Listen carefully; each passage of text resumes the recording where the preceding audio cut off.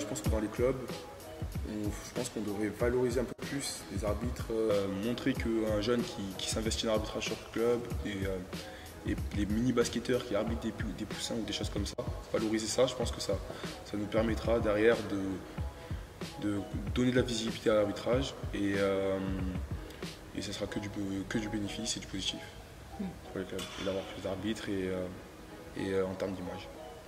Il y a des choses qui sont faites pour que ce soit montré, ce soit expliqué et que du coup ça attire un petit peu par rapport à ce qu'on disait tout à l'heure, ça attire un petit peu plus les jeunes aussi.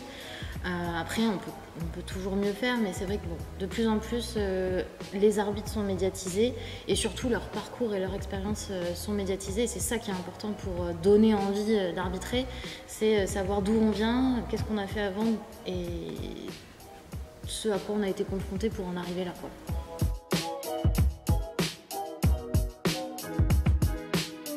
L'arrivée des réseaux sociaux fait que maintenant, peu importe le niveau, j'ai envie de dire, peu importe le match, des images peuvent vite circuler à tort et à travers. Voilà. Il y a un peu des dérives sur ça, sur les réseaux sociaux, et on peut vite enfoncer un arbitre en l'espace de quelques minutes. Donc, notamment sur les jeunes arbitres, c'est un peu dommageable. Après, à contrario, les technologies font qu'aujourd'hui, en termes d'analyse des rencontres, c'est beaucoup plus facile pour nous, et je pense un petit peu à tous les niveaux, de pouvoir améliorer nos analyses de rencontres et de progresser par rapport à ça. Les réseaux sociaux, parce qu'il y a de plus en plus de live sur les matchs, et après quand on monte en niveau, parce que les relations font qu'on peut avoir les vidéos, et ça nous permet d'avoir une meilleure analyse petit à petit.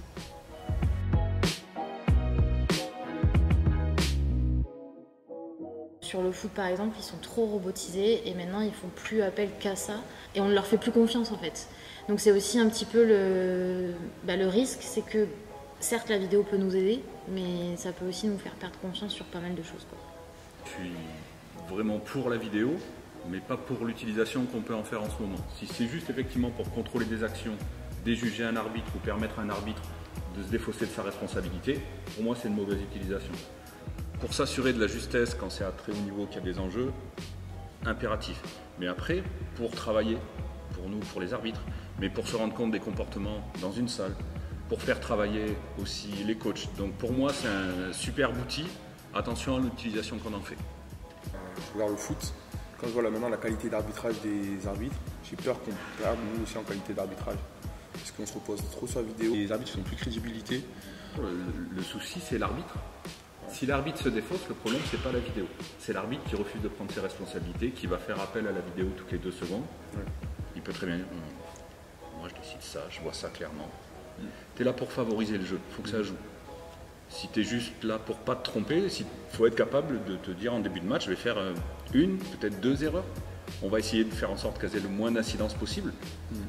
Et la vidéo, c'est un outil, c'est un support. Il ne faut pas que ce soit une béquille et que ce soit là présent tout le temps. L'arbitre aujourd'hui est capable de prendre ses responsabilités et d'assumer ses décisions. Il faut l'utiliser mais partiellement. Voilà.